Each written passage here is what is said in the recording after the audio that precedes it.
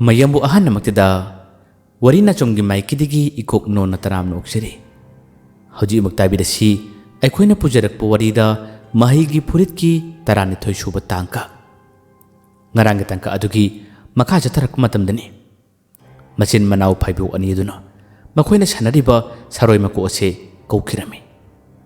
saroi mako asina makoigi manak yorokka matamdi kungkungni yam laina khangmngamkre makoi si kadai delai kadai de pulli bhabasi adabu machin manau phaibu ani sui habasidi kungkungna hojik phobagi oinadi khangmangamde yamna thuna makoigi lepham adu khalakpadagi makoigi manaka chaning kungkung ngaure asiba poloi base mahakna su mateng pangsiduna yamna thuna loina bohanaki uchinna chinna asiba chang poloi base loire loire batung atai leiri basing adudi kungkung chama mit khumba karino laira mira habadi khangdabanina makoina kungkung bu ubada akiba phawi kungkungna nakhoi kanamada kigno nayum magai panglo aisu chakhrage haduna hai mangado phajana leibak na waite silli aduga makhoi singa se chatpa matamda kungkungna tung thangbire aduga makhoi chalhalami challiba kangbu singado hena kibana makhoi se khongkap launa thangi asumna makhoi gi lerek machin thongan jorok matamda kungkungna nakhoi challo tung hanigi lalaganu ai chalage hadun hare makhoi singa se mayum magai pangna kan sinaki asomna kungkung ngasai gi lepam adugi magai tamna yamna yangna magi mahigi pangalna chong dra laki laman khumningba amadi maithiba piningmana ngaurba kungkungni mahangna mapam adu hek yorok matamdadi makoina hanana thorang sinkre manaw nupa maiba phaibokse mana khangki magi manakta lakliba saroi asida ahong makaya ama lakpa madi saroi sigi masadi yenbo matamda kungkungi phurit machet leirambase mana ukibadagi tachau ai mafam sida leiba yarare tachau di mafam sida leyo mahak yamathuna laagani ai lot kitaba yaroi haduna manaw nupa sidi hanana lot khrabani asumna kungkung mafam si yorok matamdi mayamanu thengnare matam masida kungkung harare aina kayara khanna nangonda haiki adubu hojikti nangi matam laklabani nangi aroi batanja habdu laklabani kadai de sengani nang kadai de lotkini hadana kungkung na wangalai makoi somba mayamba ahal maibadu kadi khumani mahaksu kungkungi mahi yamna kanbasida akibadu phawribani manaw nupaduna ibani punna chengkhrabadi ibani butalakani ibani da awaba tarakani tachau nang leyo aina nakalamada lerega tachau bungak tholaki habgi wari kaya amari sarambanina mahaksu mafam asida lehobani mayamaduna hairari nahak lakani haiba khangi masimagna aina chendabani nangna tarokpa aron khudimak aina loina khangi hojikti ibani khakta ngaire ibani lanthengnaba tabani haduna mayamasina napal kana ngangli mayamasina matamsi haukinaba manaw nupadugi oiba mahi kaya am laknaba honari masida makhoi ani mari yamni yenei wa yamna mayamaduna ngangi kungkungna miyam mangda aiba chophanba aduga amuksu nahakna khullasi gi miyoi amusu hatba ngasidi nahaki matam lorabani nahak kadai chengani kadai de lotkani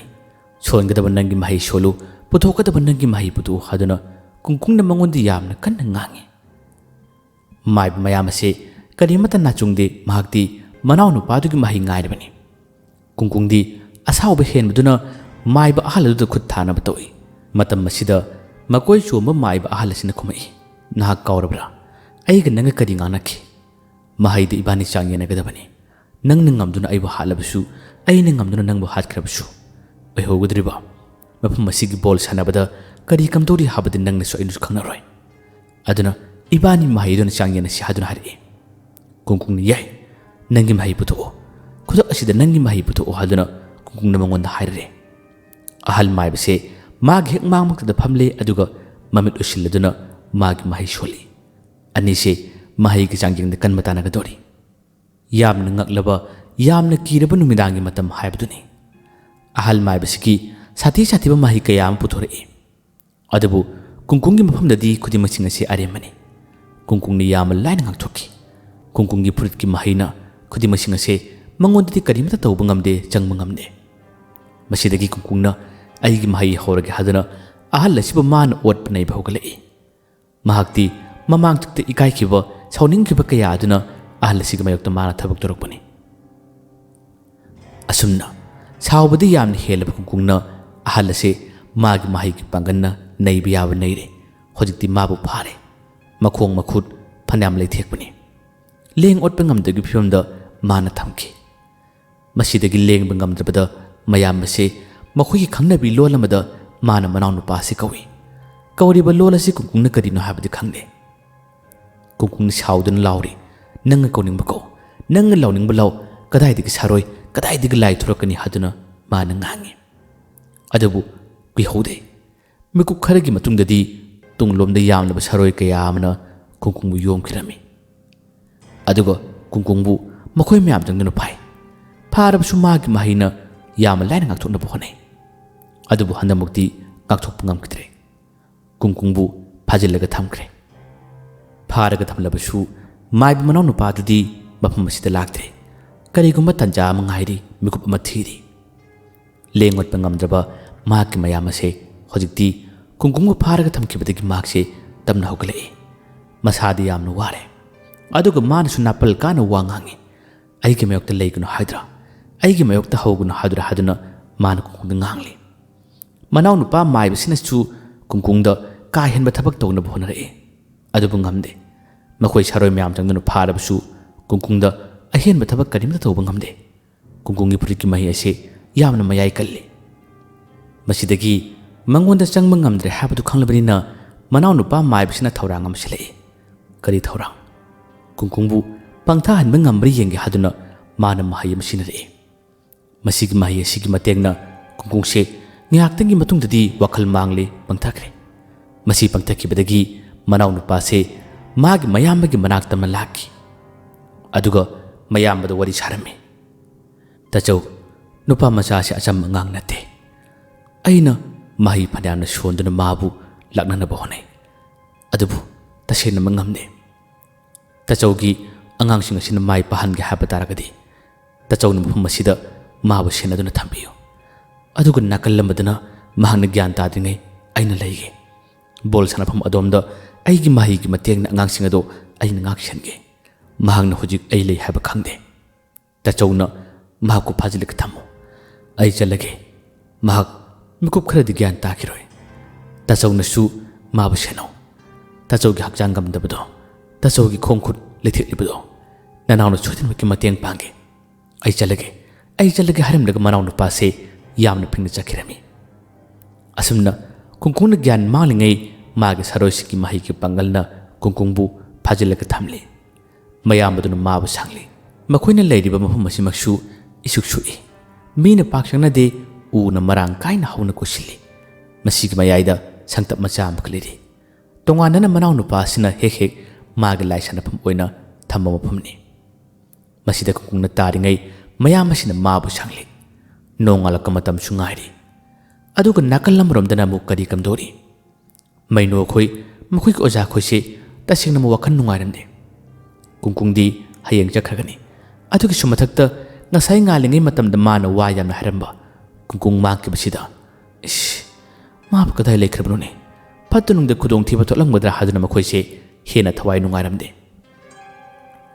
manakta leiba thangnaba kasingi atei miyosingda mabu ubra hangi adubu kanamtana khangi ui habse hairapyonandre makhoi ningi hakdang school lampadu ga mayara thurka matamda asiba poloi ba chakhiba miyosing ngasaina karak nakibasu makhoi na urubani hojik phawba kungkungna chalaktabasida oja singa madi maino khoi wakhal yam nungairamde thawai nungai tabe henmadagi patununga tholagadra mana haramliba maiba aduda yamna palamasina kamai tawbano makhoi se wakhalda chamamna bi yamna phawi asumba asengmadi karino habadi khangba ngamdaba asumna ahing matam thengla phawbada makoina ku mungairami makoi gi sili langliba maduba ngak siliba miyoi kharada su paw piki akhoi gi leiminaba kungkung harib angang ado ngasai wai mi sire haduna marang tonor ko matam duda thokibadigi ma khalaktre mangkre amukta mayam chalagi yengminasi amuka thiminasi habadagi makoina su mateng pangduna kungkung muthi na blakne adubu makoi su akibadi phawdaba nate kisuki lain tana silamgudra natraga masa madonna sina bohona rangudra habagi jingnabsu phawi ꯃꯈꯣꯏ ꯃꯌꯥꯝ ꯆꯪꯗꯨꯅ ꯊꯤꯈꯤ ꯑꯗꯨꯕꯨ ꯐꯪꯈꯤꯗ꯭ꯔꯦ ꯑꯁꯣꯝꯗꯅ ꯀꯝꯗꯧꯔꯤ ꯀꯨꯡꯀꯨꯡ ꯐꯅ ꯀꯨꯏꯅ ꯒ꯭ꯌꯥꯟ ꯇꯥꯔꯛꯇꯦ ꯃꯌꯥꯝ ꯑꯗꯨꯅ ꯃꯥꯕꯨ ꯁꯪꯂꯤ ꯑꯗꯨꯕꯨ ꯃꯪꯍꯩꯗꯕ ꯑꯉꯥꯡꯅꯤ ꯃꯍꯩ ꯆꯦꯜꯂꯕ ꯃꯍꯩꯅ ꯃꯥꯕꯨ ꯌꯣꯟꯂꯕ ꯑꯉꯥꯡꯅꯤ ꯃꯍꯥꯛꯅ ꯇꯥꯏꯕꯪ ꯑꯁꯤꯗ ꯀꯔꯤꯒꯨꯝꯕ ꯈꯔ ꯇꯧꯔꯅꯕꯒꯤꯗꯃꯛꯇ ꯃꯥꯕꯨ ꯁꯦꯝꯕꯤꯔꯤꯕ ꯃꯄꯨ ꯑꯗꯨꯅ ꯃꯥꯕꯨ ꯊꯥꯕꯤꯔꯛꯄꯅꯤ ꯍꯧꯖꯤꯛꯇꯤ ꯃꯥꯅ ꯋꯥꯈꯜ ꯃꯥꯡꯗꯨꯅ ꯃꯥꯅ ꯇꯨꯝꯂꯤꯉꯩ ꯃꯇꯝ ꯑꯁꯤꯗ ꯃꯍꯥꯛꯀꯤ ꯃꯪꯂꯥꯟꯗ ꯀꯨꯡꯀꯨꯡꯒꯤ ꯃꯃꯥ ꯏꯕꯦꯝꯃ ꯂꯥꯛꯑꯝꯃꯤ ꯃꯃꯥꯒꯤ ꯅꯨꯡꯁꯤꯕ ꯋꯥꯍꯩ ꯀꯌꯥ ꯑꯃꯅ ꯀꯨꯡꯀꯨꯡꯕꯨ ꯍꯧꯗꯣꯛꯂꯤ ꯏꯃꯥꯒꯤ ꯏꯕꯨꯡꯉꯣ ꯏꯃꯥꯗꯤ ꯅꯍꯥꯛ ꯂꯩꯇꯕ ꯃꯇꯝ ꯑꯁꯤꯗ ꯄꯣꯊꯥꯐꯝ ꯈꯪꯗ꯭ꯔꯦ ꯅꯍꯥꯛꯅ ꯕꯣꯜ ꯁꯥꯟꯅꯕ ꯌꯦꯡꯕ ꯆꯠꯂꯤꯕꯗꯣ ꯕꯣꯜ ꯀꯥꯎꯕꯁꯨ ꯉꯝꯗ ꯁꯥꯟꯅꯕꯁꯨ ꯍꯩꯗ ꯅꯪꯕꯨ ꯀꯔꯝꯅ ꯂꯩꯔꯤꯕꯅꯣ ꯄꯤꯁꯛ ꯄꯤꯛꯂꯤꯉꯩꯒꯤ ꯃꯇꯝꯗꯒꯤ ꯑꯋꯥ ꯑꯅꯥꯇꯅ ꯌꯣꯝꯂꯕ ꯅꯍꯥꯛꯅ ꯂꯝꯐꯩꯗ ꯂꯩꯈꯤꯕꯗ ꯏꯃꯥꯗꯤ ꯇꯁꯦꯡꯅ ꯂꯩꯃꯟ ꯀꯥꯔꯦ ꯏꯃꯥꯒꯤ ꯍꯛꯆꯥꯡꯁꯨ ꯌꯥꯝꯅ ꯋꯥꯔꯦ ꯏꯃꯥ ꯆꯥꯛ ꯏꯁꯤꯡ ꯆꯥꯕꯁꯨ ꯌꯥꯗ꯭ꯔꯦ ꯅꯪ ꯏꯃꯥꯒꯤ ꯅꯥꯛꯇ ꯂꯥꯛꯑꯣ ꯍꯥꯏꯗꯨꯅ ꯃꯃꯥꯅ ꯇꯠꯇꯅ ꯃꯥꯕꯨ ꯃꯪꯂꯥꯟꯗ ꯀꯧꯔꯤ ꯑꯁꯨꯝꯅ ꯃꯥꯒꯤ ꯃꯪꯂꯥꯟꯗꯨꯗ ꯅꯨꯡꯁꯤꯔꯕꯤ ꯃꯥꯒꯤ ꯃꯃꯥ ꯏꯕꯦꯝꯃꯅ ꯀꯧꯔꯛꯄ ꯃꯇꯝ ꯑꯁꯤꯗ ꯀꯨꯡꯀꯨꯡ ꯋꯥꯈꯜ ꯃꯥꯡꯂꯝꯕꯁꯦ ꯃꯆꯤꯟꯗꯒꯤ ꯏꯃꯥ ꯁꯣꯜꯂꯒ ꯇꯞꯅ ꯇꯞꯅ ꯃꯤꯠꯁꯤꯜꯂꯛꯄꯒꯨꯝ ꯇꯧꯏ ꯃꯇꯝ ꯑꯁꯤꯗ ꯃꯥꯏꯕ ꯃꯀꯣꯛ ꯃꯌꯥꯝ ꯑꯁꯤ ꯃꯥꯅ ꯃꯨꯟꯅ ꯌꯦꯡꯉꯤ ꯑꯗꯨꯕꯨ ꯑꯇꯣꯞꯄ ꯁꯥꯔꯣꯏꯁꯤꯡꯅ ꯃꯥꯕꯨ ꯐꯥꯖꯤꯜꯂꯤꯕ ꯅꯝꯁꯤꯜꯂꯤꯕꯅꯤꯅ ꯀꯔꯤꯃꯠꯇ ꯂꯦꯡ ꯑꯣꯠꯄ ꯉꯝꯂꯣꯏ ꯍꯥꯏꯕꯗꯤ ꯃꯥꯏꯕ ꯃꯀꯣꯏ ꯆꯨꯕ ꯃꯌꯥꯝ ꯑꯁꯤꯅ ꯈꯪꯉꯤ ꯃꯁꯤꯗꯒꯤ ꯃꯁꯥꯁꯤ ꯂꯦꯡꯈꯠꯅꯕ ꯍꯣꯠꯅꯩ ꯃꯃꯥꯕꯨ ꯀꯧꯀꯨꯗꯨꯅ ꯑꯃꯨꯛꯁꯨ ꯃꯨꯛꯅꯕ ꯍꯣꯠꯅꯩ ꯑꯗꯨꯕꯨ ꯉꯝꯗ꯭ꯔꯦ ꯑꯗꯨꯃꯨꯛ ꯋꯥꯈꯜ ꯃꯥꯡꯂꯒ ꯇꯥꯔꯤ ꯃꯇꯝ ꯑꯁꯤ ꯅꯣꯡꯉꯥꯜꯂꯝꯗꯥꯏꯒꯤ ꯃꯪꯂꯥꯟꯅꯤ ꯅꯣꯡꯉꯥꯜꯂꯝꯗꯥꯏꯒꯤ ꯃꯪꯂꯥꯟꯗ ꯃꯪꯕ ꯄꯪꯁꯤ ꯈꯔ ꯃꯈꯩꯁꯨ ꯑꯆꯨꯝꯕ ꯌꯥꯎꯏꯁꯨ ꯍꯥꯏꯅꯩ ꯑꯍꯜꯁꯤꯡꯅ ꯍꯥꯏꯕꯤꯔꯝꯃꯅꯤ ꯑꯁꯨꯝꯅ ꯃꯤꯀꯞ ꯈꯔ ꯊꯣꯔꯛꯄ ꯃꯇꯝꯗ ꯑꯃꯨꯛꯀꯁꯨ ꯅꯝꯁꯤꯜꯂꯒ ꯊꯝꯈꯤꯕꯗꯒꯤ ꯃꯍꯥꯛꯁꯤ ꯋꯥꯈꯜ ꯑꯃꯨꯛ ꯃꯥꯡꯈ꯭ꯔꯦ ꯑꯁꯨꯝꯅ ꯍꯧꯖꯤꯛꯇꯤ ꯅꯣꯡ ꯉꯥꯜꯂꯦ ꯅꯣꯡ ꯉꯥꯜꯂꯕ ꯃꯇꯝ ꯑꯁꯤ ꯐꯥꯎꯕ ꯀꯨꯡꯀꯨꯡ ꯃꯁꯥꯁꯤ ꯂꯦꯡ ꯑꯣꯠꯄ ꯍꯣꯠꯅꯕꯗ ꯌꯥꯝꯅ ꯋꯥꯏ ꯉꯝꯗꯦ ꯑꯗꯨꯝ ꯃꯥꯕꯨ ꯅꯝꯁꯤꯟꯕꯗꯧꯅ ꯌꯥꯝꯅ ꯋꯥꯍꯜꯂꯤ ꯑꯍꯥꯟꯕꯒꯤ ꯕꯣꯜ ꯄ꯭ꯂꯦ ꯍꯧꯈ꯭ꯔꯦ ꯑꯍꯥꯟꯕꯒꯤ ꯄ꯭ꯂꯦꯗ ꯃꯥꯏꯕꯗꯨꯒꯤ ꯀꯥꯡꯕꯨꯁꯤꯡ ꯍꯥꯟꯅ ꯁꯥꯟꯅꯩ ꯃꯈꯣꯏꯒꯤꯗꯤ ꯃꯥꯏꯕꯗꯨꯒꯤ ꯃꯅꯥꯎꯅꯨꯄꯥꯒꯤ ꯃꯍꯩꯅ ꯃꯈꯣꯏꯗ ꯃꯇꯦꯡ ꯄꯥꯡꯁꯤꯟꯕꯗꯒꯤ ꯕꯣꯜ ꯑꯁꯤ ꯃꯈꯣꯏꯅ ꯑꯇꯣꯞꯄ ꯁꯥꯟꯅꯔꯣꯏꯁꯤꯡ ꯑꯗꯨꯕꯨ ꯌꯥꯝꯅ ꯂꯥꯛꯆꯅ ꯐꯖꯅ ꯁꯥꯟꯅꯔꯝꯃꯤ ꯃꯈꯣꯏꯒꯤ ꯕꯣꯜ ꯃꯁꯥꯟꯅ ꯑꯁꯤꯕꯨ ꯎꯕꯗ ꯃꯌꯥꯝ ꯑꯁꯤ ꯍꯦꯛꯇ ꯃꯤꯠ ꯊꯨꯝꯃꯠꯈ꯭ꯔꯦ ꯑꯁ ꯀꯔꯤ ꯃꯁꯥꯟꯅꯅꯣ ꯑꯣꯟꯊꯣꯛꯅ ꯐꯖꯈ꯭ꯔꯦꯗ ꯍꯥꯏꯗꯨꯅ ꯍꯥꯏ ꯃꯈꯣꯏꯒꯤꯗꯤ ꯁꯥꯟꯅꯔꯣꯏ ꯈꯨꯗꯤꯡꯃꯛꯁꯤꯡ ꯑꯁꯤ ꯆꯞ ꯆꯥꯅ ꯃꯥꯏꯕ ꯃꯅꯥꯎꯅꯨꯄꯥ ꯑꯗꯨꯅ ꯃꯥꯒꯤ ꯃꯍꯩ ꯊꯥꯖꯤꯜꯂꯛꯄꯅꯤꯅ ꯑꯣꯟꯊꯣꯛꯅ ꯃꯑꯣꯡ ꯇꯥꯅ ꯁꯥꯟꯅꯈ꯭ꯔꯦ ꯃꯈꯣꯏꯅ ꯕꯣꯜ ꯑꯁꯤ ꯌꯥꯝꯅ ꯂꯥꯛꯆꯅ ꯉꯝꯈꯤꯔꯝꯃꯤ ꯃꯈꯣꯏꯒꯤ ꯕꯣꯜ ꯑꯁꯤ ꯂꯣꯏꯈ꯭ꯔꯦ ꯑꯁꯤ ꯐꯥꯎꯕꯗ ꯑꯁꯣꯝꯗ ꯀꯨꯡꯀꯨꯡ ꯋꯥꯈꯜ ꯑꯁꯤ ꯃꯥꯡꯂꯤ ꯃꯊꯪꯗꯤ ꯀꯨꯡꯀꯨꯡ ꯈꯣꯏꯒꯤꯅꯤ ꯑꯌꯨꯛꯀꯤ ꯃꯇꯝꯗꯁꯨ ꯃꯈꯣꯏꯁꯤ ꯌꯥꯝꯅ ꯉꯟꯅ ꯀꯨꯡꯀꯨꯡꯕꯨ ꯊꯤ ꯉꯔꯥꯡ ꯃꯇꯦꯡ ꯄꯥꯡꯈꯤꯕ ꯃꯈꯣꯏꯒꯤ ꯁꯤꯜꯂꯤ ꯂꯥꯡꯂꯤꯕ ꯀꯥꯡꯕꯨꯁꯤꯡ ꯑꯗꯨꯁꯨ ꯊꯤ ꯑꯗꯨꯕꯨ ꯀꯨꯡꯀꯨꯡꯗꯤ ꯐꯪꯗ꯭ꯔꯦ ꯑꯁꯨꯝꯅ ꯃꯈꯣꯏꯒꯤ ꯕꯣꯜꯗꯤ ꯍꯧꯒꯗ꯭ꯔꯦ ꯃꯩꯅꯣ ꯈꯣꯏ ꯃꯈꯣꯏꯒꯤ ꯑꯣꯖꯥꯁꯤꯡ ꯋꯥꯈꯜ ꯌꯥꯝꯅ ꯅꯨꯡꯉꯥꯏꯔꯝꯗꯦ ꯀꯨꯡꯀꯨꯡꯁꯦ ꯐꯠꯇꯨꯅꯒ ꯊꯣꯛꯂꯝꯒꯗ꯭ꯔꯥ ꯊꯣꯛꯂꯝꯕ ꯇꯥꯔꯒꯅ ꯑꯩꯈꯣꯏꯅ ꯌꯨꯝꯗ ꯍꯟꯕꯗ ꯀꯔꯤ ꯍꯥꯏꯒꯅꯤ ꯃꯁꯤꯒꯤ ꯋꯥꯈꯜ ꯑꯁꯤ ꯈꯟꯕꯗ ꯃꯈꯣꯏꯁꯦ ꯍꯦꯟꯅ ꯃꯊꯥ ꯁꯥꯔꯝꯃꯤ ꯕꯣꯜꯗꯤ ꯁꯥꯟꯅꯗꯕ ꯌꯥꯗꯕꯗꯒꯤ ꯁꯥꯟꯅꯒꯗꯧꯔꯦ ꯁꯥꯟꯅꯗ꯭ꯔꯤꯉꯩ ꯃꯃꯥꯡꯗꯁꯨ ꯃꯈꯣꯏꯅ ꯃꯤ ꯁꯤꯔꯤꯕ ꯌꯨꯝ ꯑꯗꯨꯗ ꯍꯥꯟꯅ ꯄꯥꯎ ꯂꯧꯕꯅꯤ ꯉꯁꯤ ꯕꯣꯜ ꯁꯥꯟꯅꯕ ꯂꯦꯞꯀꯦ ꯍꯥꯏꯗꯨꯅ ꯑꯗꯨꯕꯨ ꯁꯤꯔꯤꯕ ꯏꯃꯨꯡ ꯑꯗꯨꯒꯤ ꯃꯤꯑꯣꯏꯁꯤꯡꯅꯁꯨ ꯀꯩꯁꯨꯝ ꯀꯥꯏꯗꯦ ꯁꯥꯟꯅꯧ ꯇꯧꯕꯇꯕꯨ ꯃꯌꯥꯛꯇꯤ ꯂꯥꯎꯗ꯭ꯔꯦ ꯑꯁꯨꯝꯅ ꯕꯣꯜ ꯑꯁꯤ ꯍꯧꯈ꯭ꯔꯦ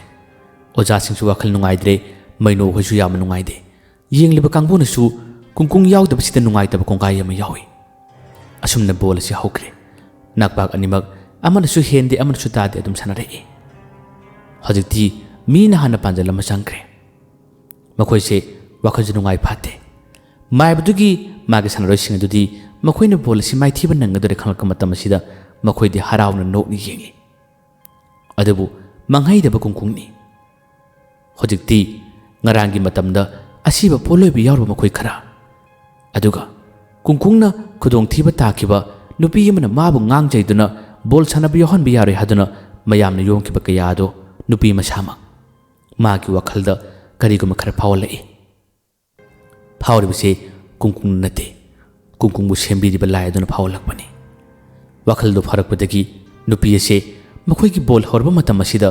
ꯁꯤꯜꯂꯤ ꯂꯥꯡꯂꯤꯕꯁꯤꯡ ꯑꯗꯨꯒꯤ ꯃꯅꯥꯛ ꯇꯝꯅ ꯃꯥ ꯆꯠꯂꯛꯏ ꯃꯇꯣꯝꯗ ꯆꯪꯂꯒ ꯃꯥꯅ ꯍꯥꯏꯖꯩ ꯉꯔꯥꯡꯒꯤ ꯊꯧꯗꯣꯛꯇꯣ ꯅꯨꯄꯥ ꯃꯆꯥ ꯑꯗꯨ ꯀꯔꯤꯃꯠꯇ ꯃꯔꯥꯜ ꯂꯩꯇꯦ ꯑꯩꯅ ꯁꯣꯏꯕꯗꯒꯤ ꯑꯩꯅ ꯃꯥꯒꯤ ꯕꯣꯜ ꯑꯗꯨ ꯑꯁꯨꯛꯀꯤ ꯃꯇꯤꯛ ꯍꯩꯅ ꯁꯥꯟꯅꯕꯗꯨꯗ ꯑꯩꯅ ꯀꯜꯂꯛꯄꯗꯒꯤ ꯇꯧꯈꯤꯕꯅꯤ ꯍꯥꯏꯗꯨꯅ ꯃꯥꯅ ꯋꯥꯁꯦ ꯍꯥꯏꯖꯔꯛꯏ ꯍꯥꯏꯔꯤꯕꯁꯤ ꯅꯨꯄꯤꯗꯨꯒꯤ ꯋꯥꯈꯜꯅ ꯐꯥꯎꯔꯛꯈꯤꯕ ꯅꯠꯇꯦ ꯂꯥꯏꯅ ꯏꯟꯁꯤꯜꯂꯛꯄꯅꯤ ꯃꯁꯤꯗꯒꯤ ngarang numidangi matamda poloiba yarba makhoi sing adusu bol asi yengna makhoi gi wakhalda puningdasu aduguma phorakpadagi angang adu kari mata mara leite mabu bol sanabi yahollu bol sanabi yaholla haduna miyoi khara sile lalaba sing adugi manak tam thumjilai aduga makhoina akanba wa sare masidagi mathang yengam sing mabu yahollu habase adum hainare adabu matam masidadi kungkung mangkhrabani kadai da leibun haiba khangde bol asigi ahan ba hap ki matam phawbada mayok na batim ne makhoida panjal lahum challi aduga maino khoigi di sumna tangi panjal amada khena chande bol ase maithira kin habsu khalle atopa mayok na batim masina asukki mati haina chanabi hele asumna ngiyaktang pothana ringi matam masida su adum hairak lare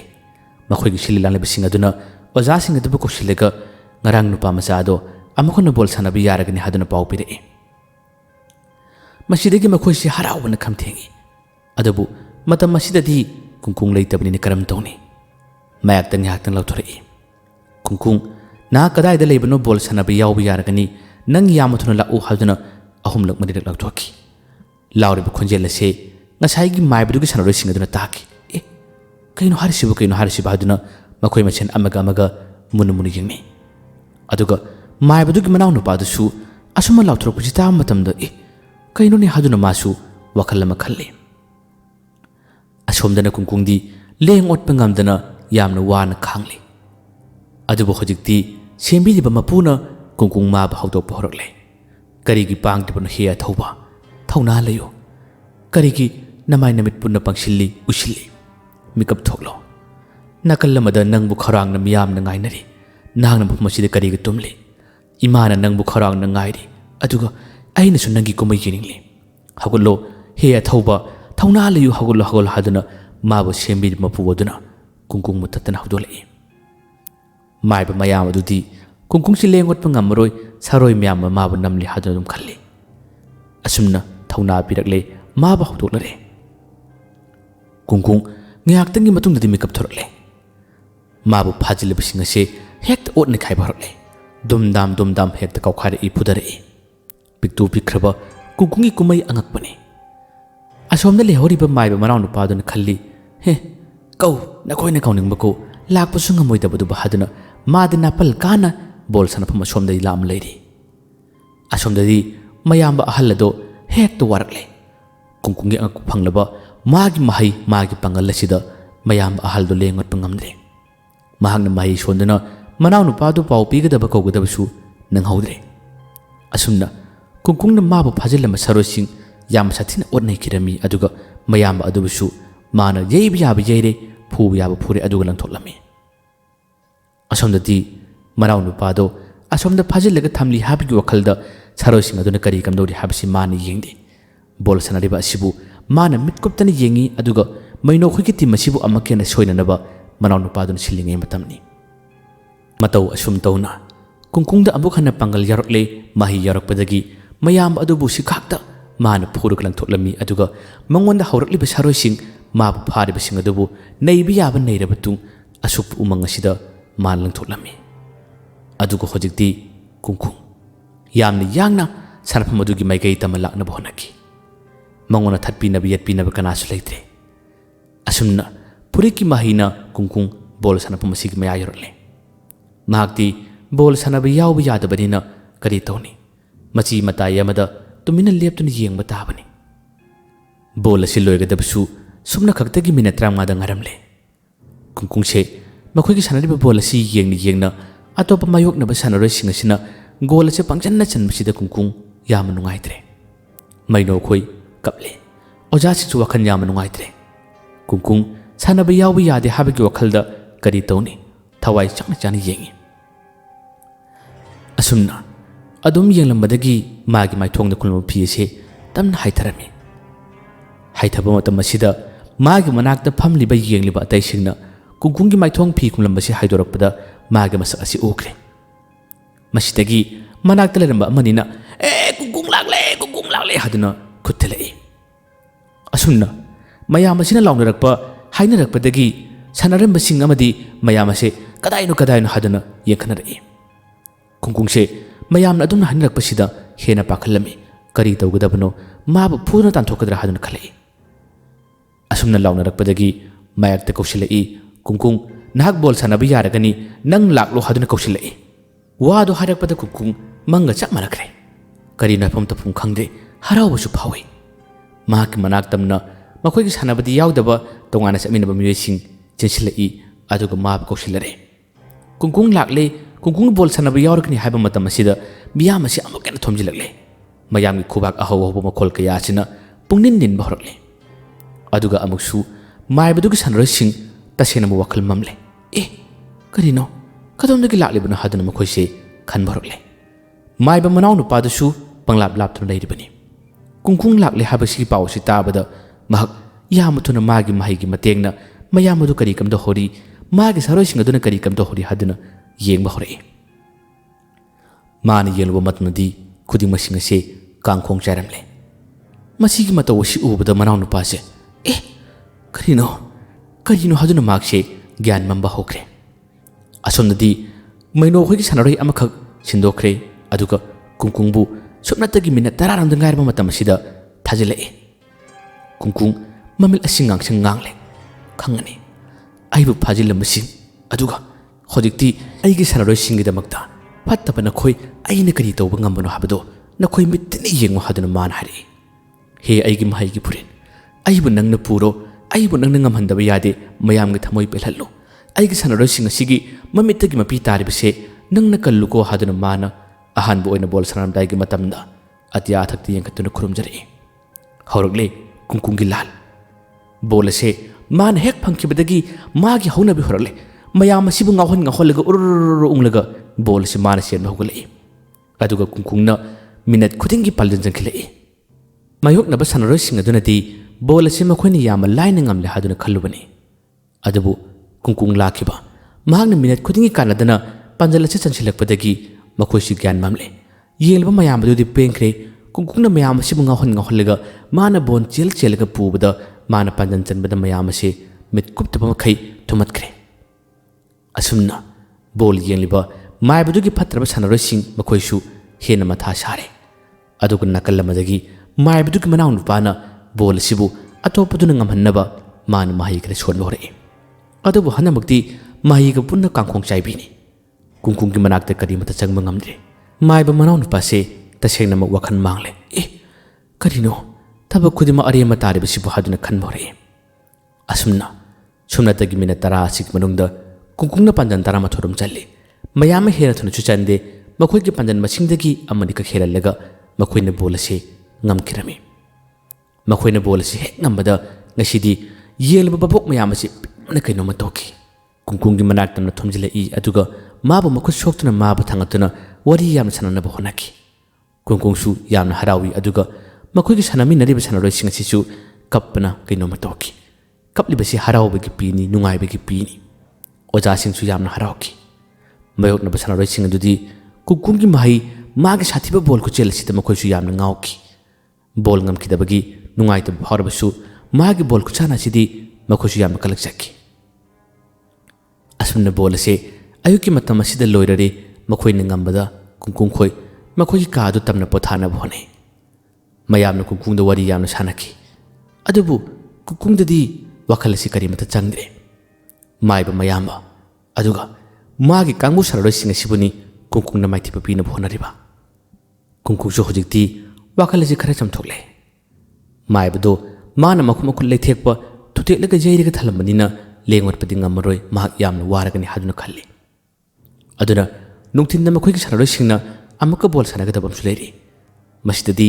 ꯃꯥꯏꯕꯗꯨꯅ ꯃꯇꯦꯡ ꯀꯔꯤꯃꯠꯇ ꯄꯥꯡꯕ ꯉꯝꯃꯔꯣꯏ ꯍꯥꯏꯗꯨꯅ ꯀꯨꯡꯀꯨꯡꯅ ꯈꯜꯂꯨꯏ ꯑꯁꯨꯝꯅ ꯑꯌꯨꯛꯀꯤ ꯆꯥꯛ ꯆꯥꯅꯔꯦ ꯃꯈꯣꯏ ꯄꯣꯊꯥꯅꯔꯤ ꯅꯨꯡꯊꯤꯟꯒꯤ ꯃꯇꯝ ꯑꯁꯤ ꯑꯣꯏꯔꯔꯦ ꯃꯥꯏꯕꯗꯨꯒꯤ ꯁꯥꯟꯅꯔꯣꯏꯁꯤꯡ ꯃꯈꯣꯏ ꯁꯥꯟꯅꯕꯒꯤ ꯁꯦꯝ ꯁꯥꯔꯦ ꯊꯣꯔꯛꯅꯔꯦ ꯀꯨꯡꯀꯨꯡ ꯈꯣꯏꯁꯨ ꯕꯣꯜ ꯌꯦꯡꯕ ꯊꯣꯔꯛꯏ ꯑꯁꯨꯝꯅ ꯕꯣꯜ ꯌꯦꯡꯂꯤꯉꯩ ꯃꯇꯝ ꯑꯁꯤꯗ ꯃꯈꯣꯏꯒꯤ ꯁꯥꯟꯅꯔꯣꯏꯁꯤꯡ ꯑꯁꯤꯗ ꯃꯍꯩ ꯌꯥꯎꯔꯛꯄꯒꯤ ꯃꯑꯣꯡ ꯃꯇꯧ ꯈꯔ ꯀꯨꯡꯀꯨꯡꯗ ꯎꯈꯤꯔꯝꯃꯤ ꯁꯥꯟꯅꯔꯣꯏꯁꯤꯡ ꯑꯁꯤ ꯃꯈꯣꯏꯗꯤ ꯆꯞ ꯃꯥꯟꯅꯅ ꯕꯣꯜ ꯑꯁꯤ ꯑꯃꯒ ꯃꯈꯣꯏꯅ ꯕꯣꯜ ꯑꯁꯤ ꯈꯥꯏꯅꯕ ꯃꯇꯝꯗꯁꯨ ꯀꯔꯤꯃꯠꯇ ꯁꯣꯏꯅꯗꯕ ꯑꯗꯨꯒ ꯑꯃꯨꯛ ꯆꯣꯡꯕ ꯃꯇꯝꯗꯁꯨ ꯁꯥꯟꯅ ꯆꯣꯡꯕ ꯉꯝꯕ ꯑꯇꯣꯞꯄ ꯃꯥꯌꯣꯛꯅꯕ ꯁꯥꯟꯅꯔꯣꯏꯁꯤꯡ ꯑꯁꯤꯕꯨ ꯃꯈꯣꯏꯅ ꯂꯥꯛꯆꯕꯒꯤ ꯃꯑꯣꯡꯗ ꯅꯩꯔꯛꯄꯒꯨꯝ ꯇꯧꯔꯛꯄꯁꯤꯗ ꯀꯨꯡꯀꯨꯡꯁꯦ ꯋꯥꯈꯜ ꯑꯃ ꯈꯜꯂꯛꯏ꯫ ꯀꯩꯅꯣꯅꯦ, ꯃꯥꯏ ꯌꯥꯎꯔꯤꯕ ꯖꯥꯠꯂꯅꯦ? ꯃꯥꯏꯕꯗꯨꯗꯤ ꯑꯩꯅ ꯐꯨꯔꯒ ꯊꯜꯂꯝꯕꯅꯤ꯫ ꯀꯗꯣꯝꯗꯒꯤꯅꯣ ꯍꯥꯏꯗꯨꯅ ꯃꯍꯥꯛꯁꯦ ꯋꯥꯈꯜ ꯈꯟꯕ ꯍꯧꯔꯛꯏ꯫ ꯃꯁꯤꯗꯒꯤ ꯃꯍꯥꯛꯁꯨ ꯃꯥꯏ ꯍꯩꯕ ꯃꯤꯅꯤꯅ ꯃꯥꯏꯁꯦ ꯀꯗꯣꯝꯗꯒꯤ ꯂꯥꯛꯄꯅꯣ, ꯀꯗꯣꯝꯗꯒꯤ ꯈꯥꯏꯔꯛꯄꯅꯣ ꯍꯥꯏꯗꯨꯅ ꯃꯍꯥꯛꯅ ꯊꯤꯅꯕ ꯃꯥꯅ ꯌꯦꯡꯅꯕ ꯍꯣꯠꯅꯔꯛꯏ꯫ ꯇꯧꯔꯤꯕꯁꯤꯗꯤ ꯃꯥꯏꯕ ꯃꯅꯥꯎ ꯅꯨꯄꯥꯗꯨꯅ ꯇꯧꯔꯤꯕꯅꯤ꯫ ꯃꯌꯥꯝ ꯑꯗꯨꯗꯤ ꯃꯥꯏꯕꯗꯨꯒꯤ ꯃꯅꯥꯎ ꯅꯨꯄꯥꯗꯨꯅ ꯆꯠꯂꯒ ꯂꯧꯈꯠꯈ꯭ꯔꯕꯅꯤ, ꯑꯗꯨꯒ ꯃꯈꯣꯏꯒꯤ ꯁꯥꯟꯅꯔꯣꯏꯁꯤꯡ ꯑꯁꯤꯅ ꯂꯩꯔꯤꯕ ꯀꯥ ꯑꯁꯤꯒꯤ ꯃꯅꯨꯡꯗ ꯊꯝꯂꯤꯕꯅꯤ꯫ ꯃꯈꯣꯏ ꯑꯃꯅꯤꯅ ꯁꯦꯕꯥ ꯇꯧꯗꯨꯅ ꯃꯥꯒꯤ ꯃꯈꯨꯠ ꯃꯈꯨꯠ ꯂꯩꯊꯠꯂꯤꯕꯁꯦ ꯃꯁꯤꯕꯨ ꯐꯖꯅ ꯌꯦꯡꯅꯕ ꯍꯣꯠꯅꯔꯤ꯫ ꯀꯨꯡꯀꯨꯡꯁꯨ ꯀꯗꯣꯝꯗꯒꯤ ꯃꯍꯩꯅꯣ ꯍꯥꯏꯗꯨꯅ ꯌꯦꯡꯕ ꯌꯥꯕ ꯌꯦꯡꯉꯤ, ꯕꯣꯜ ꯌꯦꯡꯕꯗ ꯆꯪꯗꯦ꯫ ꯃꯍꯥꯛꯁꯦ ꯉꯥꯏꯍꯥꯛꯇꯪ ꯊꯣꯔꯛꯄꯗ ꯅꯪ ꯀꯨꯡꯀꯨꯡ ꯅꯠꯇ꯭ꯔꯥ ꯍꯥꯏꯗꯨꯅ ꯃꯌꯥꯝꯅ ꯋꯥꯔꯤ ꯁꯥꯕ, ꯃꯌꯥꯝꯒꯤ ꯃꯔꯛ ꯑꯁꯤꯗ ꯐꯥꯎꯗꯣꯛꯅ ꯆꯠꯄꯗ ꯇꯁꯦꯡꯅ ꯋꯥꯔꯝꯃꯤ꯫ ꯃꯁꯤꯗꯒꯤ ꯃꯥꯅꯦ ꯑꯩ ꯀꯩꯅꯣꯝꯇ ꯂꯧꯔꯨꯒꯦ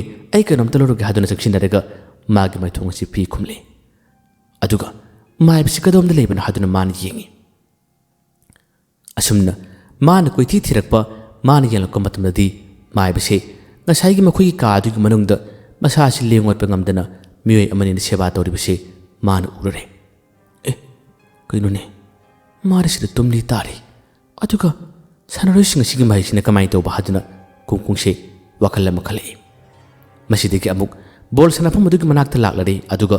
ꯃꯍꯩꯁꯤ ꯀꯗꯣꯝꯗꯒꯤ ꯂꯥꯛꯄꯅꯣ, ꯀꯗꯣꯝꯗꯒꯤ ꯊꯥꯔꯛꯄꯅꯣ ꯍꯥꯏꯗꯨꯅ ꯃꯥꯅ ꯀꯣꯏꯊꯤ ꯊꯤꯕ ꯍꯧꯔꯛꯏ꯫ ꯑꯁꯨꯝꯅ ꯃꯍꯥꯛꯅ ꯊꯤꯕ ꯌꯥꯕ ꯊꯤꯔꯕꯗꯗꯤ ꯀꯣꯟꯅꯊꯪꯗꯗꯤ ꯃꯥꯏꯕ ꯃꯅꯥꯎ ꯅꯨꯄꯥ ꯑꯗꯨꯒꯤ ꯂꯩꯐꯝ ꯑꯁꯦ ꯀꯨꯡꯀꯨꯡꯅ ꯈꯪꯕ ꯉꯝꯈꯤ꯫ ꯀꯨꯡꯀꯨꯡꯅ ꯎꯈꯤ꯫ ꯃꯗꯨ ꯎꯕꯗꯒꯤ ꯀꯨꯡꯀꯨꯡ ꯉꯛꯄꯅ ꯀꯩꯅꯣꯝꯃ ꯇꯧꯈꯤ꯫ ꯁꯛꯇꯝ ꯆꯞ ꯃꯥꯟꯅꯕ, ꯀꯔꯤꯅꯣ ꯑꯩꯒꯤ ꯃꯤꯠꯇ ꯎꯔꯤꯕꯁꯤꯕꯨ ꯍꯥꯏꯗꯨꯅ ꯃꯥꯅ ꯈꯟꯈꯤ꯫ ꯀꯨꯡꯀꯨꯡꯅ ꯌꯦꯡꯂꯤꯕꯁꯦ ꯂꯣꯟꯅꯅꯤ꯫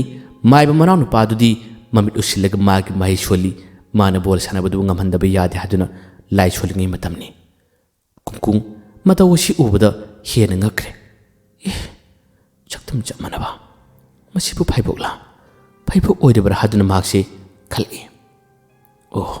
ꯁꯣꯏꯔꯔꯣꯏ, ꯑꯩꯅ ꯆꯤꯡꯅꯔꯤꯕꯁꯤ ꯁꯣꯏꯔꯔꯣꯏ꯫ ꯑꯗꯨ ꯑꯣꯏꯔꯒꯗꯤ ꯑꯩ ꯀꯩꯗꯧꯒꯅꯤ ꯍꯥꯏꯗꯨꯅ ꯃꯍꯥꯛꯁꯦ ꯋꯥꯈꯜ ꯑꯃ ꯈꯟꯕ ꯍꯧꯔꯛꯏ꯫ ꯋꯥꯈꯜ ꯑꯁꯨꯝ ꯈꯜꯂꯝꯕꯗꯒꯤ ꯃꯥꯏꯕꯁꯤꯅ ꯁꯣꯜꯂꯤꯕ ꯃꯥꯒꯤ ꯃꯍꯩ ꯊꯥꯔꯛꯂꯤꯕꯁꯦ ꯊꯨꯒꯥꯏꯔꯁꯤꯔꯥ ꯍꯥꯏꯗꯨꯅ ꯃꯥꯅ ꯈꯜꯂꯤ꯫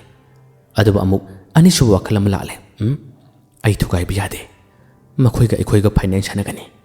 ꯃꯇꯝ ꯑꯗꯨꯗ ꯃꯥꯒꯤ ꯃꯍꯩꯒ ꯑꯩꯒꯤ ꯃꯍꯩꯒ ꯀꯅꯥꯅ ꯍꯦꯟꯅ ꯀꯟꯕꯅ ꯍꯥꯏꯕꯗꯨ ꯌꯦꯡꯅꯒꯅꯤ꯫ ꯑꯩꯅ ꯊꯨꯒꯥꯏꯔꯨꯔꯕꯗꯤ ꯑꯩꯁꯨ ꯋꯥꯈꯜ ꯄꯤꯛꯄ ꯃꯤ ꯇꯥꯈꯤꯅꯤ꯫ ꯐꯥꯏꯅꯦꯜ ꯅꯨꯃꯤꯠꯇꯨ ꯉꯥꯏꯒꯅꯤ꯫ ꯐꯥꯏꯅꯦꯜꯁꯨ ꯀꯨꯏꯗ꯭ꯔꯦ, ꯅꯣꯡ ꯅꯤꯅꯤꯗ ꯉꯥꯏꯔꯦ꯫ ꯑꯩꯈꯣꯏꯁꯨ ꯐꯥꯏꯅꯦꯜ ꯆꯪꯒꯅꯤ, ꯃꯈꯣꯏꯁꯨ ꯐꯥꯏꯅꯦꯜ ꯆꯪꯍꯜꯂꯒ ꯅꯩꯅꯕ ꯇꯥꯔꯗꯅ ꯍꯥꯏꯗꯨꯅ ꯀꯨꯡꯀꯨꯡꯁꯦ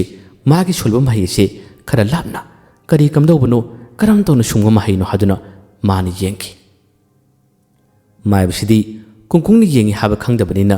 ꯃꯥꯒꯤ ꯃꯍꯩ ꯑꯁꯤ ꯁꯣꯜꯂꯒ ꯕꯣꯜ ꯑꯁꯤ ꯃꯈꯣꯏꯒꯤ ꯁꯥꯟꯅꯔꯣꯏꯁꯤꯡꯅ ꯌꯥꯝꯅ ꯂꯥꯛꯆꯅ ꯉꯝꯈꯤꯔꯝꯃꯤ꯫ ꯑꯁꯨꯝꯅ ꯕꯣꯜ ꯑꯁꯤ ꯂꯣꯏꯈ꯭ꯔꯦ꯫ ꯕꯣꯜ ꯑꯁꯤ ꯂꯣꯏꯔꯕ ꯃꯇꯨꯡ ꯃꯥꯏꯕꯁꯤꯅ ꯂꯣꯟꯅ ꯃꯤꯔꯛ ꯅꯥꯔꯛ ꯌꯦꯡꯂꯒ ꯃꯥꯒꯤ ꯃꯌꯥꯝ ꯑꯗꯨꯒꯤ ꯂꯩꯐꯝ ꯃꯅꯥꯛꯇ ꯆꯪꯉꯤ꯫ ꯀꯨꯡꯀꯨꯡꯗꯤ ꯃꯍꯥꯛꯄꯨ ꯂꯥꯞꯁꯦꯟꯁꯤꯟꯅꯔꯤꯕꯅꯤ, ꯃꯥꯅ ꯇꯧꯔꯤꯕ ꯊꯕꯛꯁꯤꯡ ꯑꯁꯤ ꯀꯔꯤꯅꯣ ꯍꯥꯏꯗꯨꯅ ꯌꯦꯡꯂꯤꯕꯅꯤ꯫ ꯑꯁꯨꯝꯅ ꯃꯆꯤꯟ ꯃꯅꯥꯎ ꯑꯅꯤ ꯑꯁꯤ ꯐꯥꯏꯕꯣꯛꯅꯤ ꯍꯥꯏꯕ ꯀꯨꯡꯀꯨꯡꯅ ꯈꯪꯈꯤ꯫ ꯀꯨꯡꯀꯨꯡꯅ ꯃꯁꯥ ꯃꯇꯣꯝꯇ ꯂꯣꯟꯅ ꯁꯣꯜꯂꯤ꯫ ꯍꯦ ꯐꯠꯇꯕ ꯃꯥꯏꯕ ꯑꯅꯤ, ꯅꯈꯣꯏ ꯑꯅꯤꯁꯦ ꯐꯥꯏꯅꯦꯜ ꯅꯨꯃꯤꯠꯇ ꯕꯣꯜꯁꯨ ꯑꯩꯈꯣꯏꯅ ꯉꯝꯒꯅꯤ, ꯑꯗꯨꯒ ꯅꯕꯥꯅꯤꯕꯨꯁꯨ ꯑꯩꯅ ꯌꯨꯝꯗ ꯍꯟꯗ꯭ꯔꯤꯉꯩ ꯃꯇꯝꯗ ꯑꯩꯅ ꯀꯔꯤ ꯇꯧꯔꯝꯃꯦ ꯍꯥꯏꯕꯗꯣ ꯄꯨꯟꯁꯤ ꯆꯨꯞꯄ ꯀꯥꯎꯗꯅꯕ ꯅꯈꯣꯏ ꯌꯦꯡꯉꯨ, ꯈꯪꯉꯨ꯫ ꯑꯁꯨꯝꯅ ꯁꯣꯜꯂꯒ ꯃꯈꯣꯏꯒꯤ ꯁꯥꯟꯅꯔꯣꯏꯁꯤꯡ ꯑꯗꯨꯒꯤ ꯂꯩꯐꯝ ꯃꯅꯥꯛꯇ ꯂꯥꯛꯈꯤ꯫ ꯍꯌꯦꯡ ꯋꯥꯔꯤ ꯑꯁꯤꯒꯤ ꯃꯈꯥ ꯉꯥꯏꯃꯤꯟꯅꯁꯤ꯫ ꯍꯌꯦꯡꯗꯤ ꯐꯥꯏꯅꯦꯜ ꯁꯥꯟꯅꯍꯜꯂꯒꯅꯤ꯫ ꯃꯇꯝ ꯑꯁꯤꯗ ꯀꯨꯡꯀꯨꯡꯅ ꯇꯧꯔꯛꯄ ꯑꯃꯗꯤ ꯃꯥꯏꯕ ꯃꯆꯤꯟ ꯃꯅꯥꯎ ꯑꯅꯤꯁꯤꯒꯤꯁꯨ ꯃꯍꯩ ꯉꯥꯏꯃꯤꯟꯅꯔꯁꯤ꯫ ꯑꯗꯨꯒ ꯃꯊꯪ ꯑꯗꯨꯝ ꯂꯥꯛꯆꯔꯒꯦ꯫ ꯃꯌꯥꯝꯕꯨ ꯑꯔꯣꯏꯕꯗ ꯗꯥꯟ ꯈꯨꯃꯟꯅ ꯑꯃꯨꯛ ꯍꯟꯅ ꯈꯨꯔꯨꯝꯖꯔꯤ꯫